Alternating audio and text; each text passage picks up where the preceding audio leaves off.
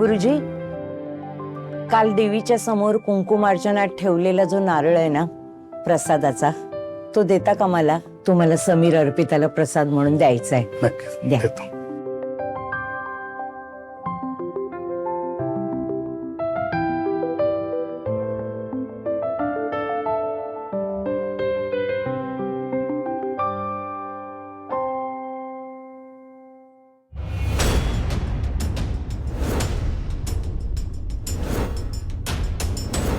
अरे देवा, हा कसला अपशकुन? हा कसला संकेत आहे तुझा? प्रसादाचा नारळ असा भंगलेल्या अवस्थेत.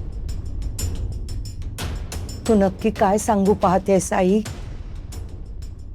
समीर अर्पिताच्या आयुष्यात पुढे येणाऱ्या वादळाची तर ही नांदी नाहीये ना?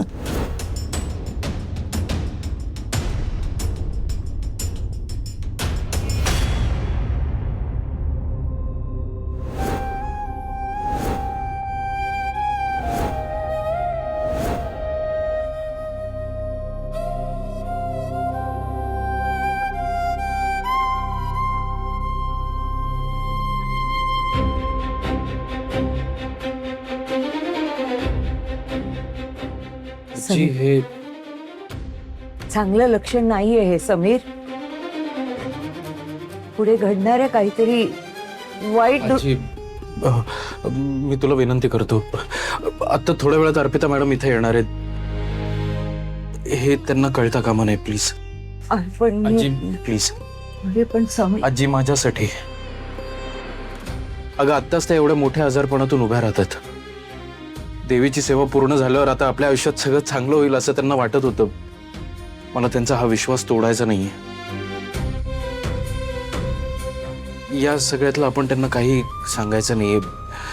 आणि अगं तूच म्हणतेस ना, जे देवी कधी कोणाचं वाईट करत नाही, ती आमचंही वाईट का करेल? आत्ता हे सगळं अर्पिता मॅडमला सांगून त्यांना नाउमेद करण्यात काय अर्थ आहे सांग.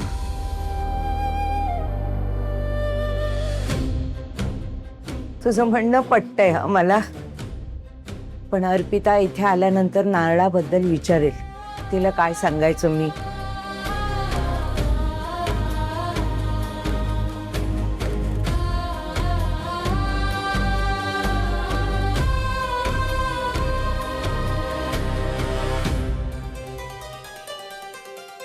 देवी, मी हे सगळं माझ्या बायकोसाठी करतो. हा जर अपराध असेल तर या अपराधाची शिक्षा मला होऊ द्या. माझ्या बायकोची काही चूक नाही यामध्ये. मला क्षमा कर.